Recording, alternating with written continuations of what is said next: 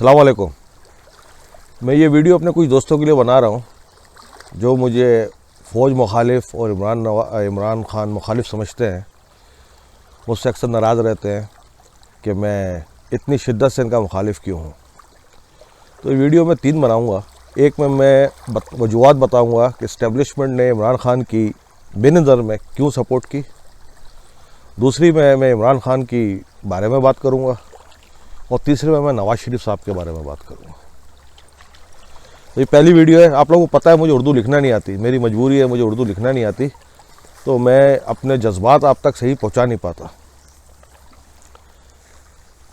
Establishment ने, हमारी फ़ौज ने इमरान खान की सपोर्ट एक कौमी ड्यूटी के तौर पे की। अगर आप लोगों को याद हो तो 2012-13 से जब अरब स्प्रिंग शुरू हुआ तो लीबिया में जो कत्ल गारत गरी हुई, सीरिया में हुई, मिस्र में हुई, ट्यूनिस में हुई, तो उसका अल्टीमेट जो है गोल था वो पाकिस्तान में था कि पाकिस्तान में भी कत्ल गारत गरी होनी थी। और अगर और ज़्यादा याद हो आप लोगों को तो 2003-4 में नक्शे निकल आए थे कि 2014 में पाकिस्तान का वजूद नहीं रहेगा और पाकिस्तान 5 हिस्सों में टूट जाएगा। ये कई प्रोग्राम्स में नक्शा शेयर भी किया गया था। अमेरिकी थिंक टैंक ने एक नक्शा निकाला था। तो जब अरब स्प्रिंग बड़े ज़ोरों पे थी और शदीद ख़तरा महसूस हुआ कि ये अल्टीमेटली पाकिस्तान आएगी और इसको फाइनेंसिंग की जाएगी और उसके बाद पाकिस्तान के हालात भी बड़े शिद्दत से ख़राब किए जाएंगे, तो पाकिस्तानी इस्टेब्लिशमेंट ने कौमी ड्यूटी के तौर पे उन्होंने इसका मुतबादिल सोचना शुरू किया और बचने का तरीका ढूंढा। कुदरती तौर पे एक बना बनाया लीडर अल्लाह की तरफ से मेहरबानी के तौर पे इमरान खान उनको मिल गया। इमरान खान की खूबियाँ कि वो पाकिस्तान की तकरीबन तमाम मसालिक में और तमाम कौमियतों में यकसा मकबूल था। खा वो सिंधी हो, पंजाबी हो, बलोच हो, पठान हो, कश्मीरी हो, मुहाजिर हो, हर आदमी इमरान खान को बहुत लाइक करता था। दूसरा, इस पर कोई मसले की धब्बा नहीं था कि ये शियाओं के साथ है या सुन्नियों के साथ है या फलां के साथ है। तो एक बना बनाया कुदरती लीडर, इनकलाबी लीडर फ़ौज को दस्तयाब हो गया। उस वक्त तक इमरान खान की सियासत ये थी कि वो एक सीट पर था लेकिन उसूलों पे था और उसूलों की बात करता था। ठीक है, उसको सीटें नहीं मिल पाती थी और लेकिन अवामी पज़राई थी उसके पास। हमारी इस्टेब्लिशमेंट ने उसको कैश करने की फ़ौरन फ़ैसला किया और उसके गुब्बारे में हवा भरना शुरू कर दी। नतीजा आप देखें, कामयाब जलसे, पूरे मीडिया को हाईजैक किया गया। मीडिया को बताया गया कि जनाब आपने सिर्फ इमरान खान को ही कवरेज देनी है और इमरान खान की अच्छाइयाँ बतानी है, नमाज पढ़ते हुए दिखाना है और ख्वाह जलसे खाली हों, ख्वाह धरने में 2000 लोग भी ना हो लेकिन उनको लाखों की मदद तादाद दिखानी है। हवा भरनी शुरू की, लेकिन साथ साथ उसको नाकाम बनाने की भी पूरी तैयारी उसी वक्त कर ली गई क्योंकि सिस्टम के सब बेनिफिशरी हैं। तो अगर ये सिस्टम करप्शन के ख़िलाफ़ कामयाब हो जाए तो ये जर्नल भी पकड़े जाएंगे, जज भी पकड़े जाएंगे, जर्नलिस्ट भी पकड़े जाएंगे, ये बड़े बड़े बिजनेसमैन पकड़े जाएंगे क्योंकि किसी ने इस अवाम को तो बख्शा नहीं है। सब ने जहाँ जिसका जितना बड़ा मुंह था, जितना बड़ा जबड़ा था, इतना बड़ा अपना हिस्सा वसूला। तो इमरान खान को हवा भरनी थी, एक इनकलाब मसनूई लाना था और पाकिस्तानी अवाम को सज़ा देनी थी। मकसद ये था कि आइंदा अगर कोई इनकलाब की बात भी करे तो पाकिस्तानी अवाम कान पकड़े जाए। आप देखें कि शाह महमूद कुरैशी जैसे करप्ट लोग, नज़ीर गोंदल, फिरदौस आशिक अवान, बतेरे से नाम है, फवाद चौधरी, करप्ट लोग, जिनके लोटे लोग, जिनका कोई किरदार नहीं। वैसे फवाद चौधरी मुझे बहुत अच्छा लगता है कि उसने जो ये 2-3 लोगों को मुक्के और घूसे मारे हैं ना, दे डिज़र्व इट। अगर मुझे पीटीआई में किसी आदमी को अच्छा लगता है और मुझे उस पर प्यार आता है तो फवाद चौधरी है। चौधरी साहब कंटिन्यू इट प्लीज़। अब मुझे इंतज़ार है कि आप साबिर शाकिर को कब मारेंगे और जो दो को पहले मार चुके हैं, थैंक यू फॉर डैट। तो मीडिया को बिल्कुल साइड पे लगा के प्रमोट किया गया भाई साहब को, खान साहब को। जलसे की तादाद बड़ी बड़ा करके दिखाई गई, एक माहौल क्रिएट किया गया, मुस्लिम लीग को कॉर्नर किया गया। मीनवाइल क्या हुआ कि नवाज शरीफ साहब ने मुशर्रफ साहब के ख़िलाफ़ गद्दारी केस बना दिया। तो उन्होंने, इस्टेब्लिशमेंट ने, आर्मी ने अपनी इंसल्ट फील की और उन्होंने इस जाली इनकलाब में एक को तड़का लगा दिया बुग़्ज़ नवाज शरीफ का। नवाज शरीफ को, उसके ख़ानदान को ह्यूमिलेट करना, करप्शन के इल्ज़ामात लगाना। 1800 अरब रुपए की आहत चीमा पे करप्शन लगा दी। आज आहत चीमा 30 महीने से अंदर है। दिल पे हाथ रख के कोई बताए 30 मिनट अगर कोई पंजाब पुलिस के पास रह जाए और वो कबूले ना, 30 महीने में क्या उससे बरामदगी हो गई? आपने एक आदमी की फैमिली लाइफ तबाह कर दी। 1800 अरब रुपए की आपने उस पर करप्शन की। मुझे नहीं मालूम उसने की या नहीं की। आपने क्या वसूला? आपने कुछ नहीं वसूला। कोई अपने दिल पे हाथ रखे, कोई सेंसेबल आदमी बात करे। 1800 अरब रुपए की करप्शन में आपने 18,000 रुपये नहीं वसूल सके, 18 लाख रुपए वसूल नहीं सके आप। अगर पंजाब पुलिस के हाथ, क्या मेरे हाथ में कोई दे दो आदमी और मुझे सिर्फ 2 घंटे दे दो, 2 घंटे बाद मैं पूरे पाकिस्तान की वो बुलवा लूँगा उससे। फवाद हुसैन फवाद को आपने बर्बाद कर दिया करप्शन के नारे लगा लगा के, झूठ सूट सारा कुछ करके। खैर आनी आओ, इन्होंने पूरी तरह इमरान खान के हवा भरी और दूसरी तरफ उसको नाकाम बनाने की पूरी तैयारी की। सारा करप्ट टोला उसके साथ लगाया, उसको हाईजैक किया। और वो टाइम था, उस वक्त तक मैं भी इसको बहुत पसंद करता था इमरान खान को। मैं इमरान खान से अलग होना शुरू हो गया। नज़रियाती तौर पे मुझे वो समझ में नहीं आ रही थी कहानी कि भाई ये किस तरफ जाएगी।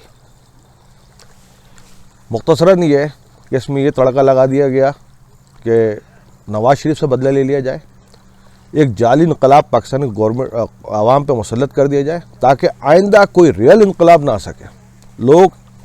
लोगों की ज़िंदगी अजीनन कर दी जाए, जैसे डीजल, पेट्रोल, डॉलर, ग़िज़ाई अजनास, दवाइयाँ, हर चीज़ कई गुना महंगी कर दी गई हैं। तो अगर कभी कोई जेन्युइन इनकलाब भी आएगा ना, तो पाकिस्तानी कौम जो है हाथ जोड़ के खड़ी हो जाएगी, नहीं हमें इनकलाब नहीं चाहिए, हम पुराने सिस्टम पे खुश हैं। ये था असल टारगेट और वो हासिल कर लिया गया। आप पूछें नवाज शरीफ से कोई रिकवरी? नहीं जी। जरदारी से कोई रिकवरी? नहीं जी।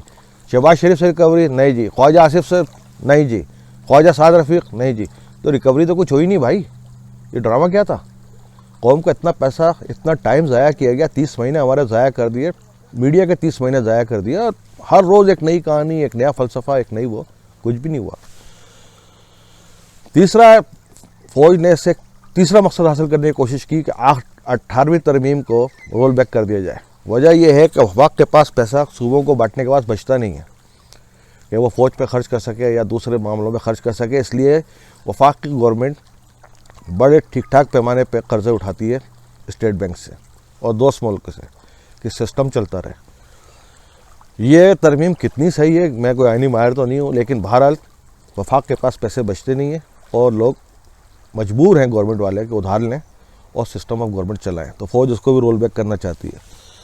अब जब इन्होंने ये 3 तड़के एक साथ लगाए और इनकलाब को इस तरह हाईजैक किया, बदनाम किया, और आवाम आइंदा किसी इनकलाब की तरफ जाएगी नहीं, ये बात तो तय हो गई। तो इन्होंने पाकिस्तानी आवाम से दुश्मनी की, इसलिए मैं इनको डिसलाइक करता हूँ, इसलिए मैं इनके ख़िलाफ़ बोलता हूँ। और ऐसा नहीं है कि हमारी फ़ौज नहीं है, ये हमारी फ़ौज है। ये अगर अपने काम से काम रखें, ये अगर सियासत में मुलविस ना हो, तो ये सबसे प्यारे हैं। आप एक छोटी सी मिसाल लें, पाकिस्तान की हर प्राइम लोकेशन, हर शहर की हर प्राइम लोकेशन पे फ़ौज काबिज़ है। PF बेस फैसल ट्रांसफ़र हो गया PF बेस बलौरी पे इनको कई हज़ार एकड़ ज़मीन दी गई है। इन्होंने इसको बेस बना लिया, इसको ऑपरेशनल कर लिया। तो PF बेस फैसल की 5-6 हज़ार एकड़ ज़मीन जो है पाकिस्तानी अवाम की अमानत है, उनको वापस किया जाए, ये कभी नहीं करेंगे। उस पे फैल्कन मॉल बन रहा है एक साइड पर, दूसरी साइड पे 4-5 हज़ार एकड़ ज़मीन है। ये प्राइम तरीन लोकेशन है कराची की शारा फैसल। 1 एकड़ 1 अरब तक भी जा सकता है। कौम का इतना दर्द है, ये कौम को वापस कर दें, कौम के लिए बातें करते हैं, कौम को वापस कर दें। लाहौर की हर प्राइम लोकेशन इनके पास है, कोयटा की, पेशावर की, मुल्तान की, जिस प्राइम लोकेशन पे हाथ रखेंगे वो इनके पास है। अगर पाकिस्तान कर्ज़ों में डूबा हुआ है, अगर पाकिस्तान इतना परेशान हाल है, लोग खुदकुशियाँ कर रहे हैं, लोग अपने बच्चों को दरियाओं में फेंक रहे हैं, यार यहाँ पर रोटी खाना मुश्किल हो जाता है जब पाकिस्तान के हालात देखते हैं। कितनों की मदद करें और कैसे मदद करें, ये क्यों नहीं दे देते? कौम के ज़मीनें, इनकी कुछ जायदाद तो अपनी जाती पर्सनल तो है नहीं। जब आप मसरूर बेस आप चला रहे हो, कोरंगी बेस आप चला रहे हो, मलीर बेस चला रहे हो, पीछे बलौरी बेस चला रहे हो, तो फैसल बेस पे क्यों बैठे हो भाई? कब्जा कर रखे हुए, ताकि उधर शादी हॉल बनाओ। कितने शादी हॉल हैं, कराची वालों से पूछ लो। पकवान सेंटर आप चला रहे हो, सीमेंट थल्ले आप चला रहे हो, जाली कोक की बोतलें आप बना रहे हो, प्रॉपर्टी का धंधा, यूरिया का धंधा, सीमेंट का धंधा, बैंकिंग, एयरलाइन, कोई एक काम तो छोड़ दो किसी के लिए। और सबसे आखिरी बात, आप रिटायर होते हैं, आपको करोड़ों रुपए मिलते हैं, आपको ज़मीन मिलती है, आपको प्लाट मिलता है, आपको फ्लैट मिलता है, खुदारा किसी दूसरे का हक ना मारो। रिटायर होने के बाद आप जाके किसी और इदारे में बैठ जाते हो सरबरा के तौर पे, जो आपके इमीडिएट नीचे था, जिसकी हक था कि वो आके वो सीट पे बैठे, उसके दिल पे क्या गुजरती होगी। उसने 20 साल 25 साल 30 साल सर्व किया, उसके बाद आप आके बैठ गए, आपने एक की नौकरी खा ली। ये एक चेन चलती है जनाब। उस चेन में होता ये है कि एक आदमी तरक्की करता है, उसके नीचे वाला तरक्की करता है, उसके नीचे वाला करता है, आखिरी वैकेंसी खाली होती है। किसी नौजवान को जो ग्रेजुएट किया हुआ है, जो मास्टर्स किया हुआ है, उसको नौकरी मिले, उसकी शादी हो। 1 करोड़ औरतें बैठी हुई शादियों से, क्यों कि नौजवानों के पास नौकरी नहीं है, वो सेट नहीं है। ये एक सिस्टम है जो आपस में इंटीग्रेटेड है। आप दूसरों के नौकरियों का हक खा के बैठ गए। आप कभी सोचना कि आप उम्रे भी करते हो, हज भी करते हो, रोज़े भी रखते हो, नमाज भी पढ़ते हो, ये आपका हक नहीं है। आप सर्व कर चुके हो, आपने 30 साल नौकरी कर ली है। अब उसके बाद आप इसको छोड़ दो, किसी और को आने दो। वो आएंगे, कमाएंगे, अपने लिए कुछ करेंगे, शादियां करेंगे, किसी की ज़िंदगी में खुशहाली आएगी। तो मैं इसलिए इन चीज़ों के ख़िलाफ़ हूँ और इसीलिए इनके ख़िलाफ़ बोलता हूँ। मैं पाकिस्तान के ख़िलाफ़ नहीं हूँ, पाकिस्तान मेरी रगों में, लेकिन मैं सिस्टम के ख़िलाफ़ हूँ। अस्सलाम वालेकुम।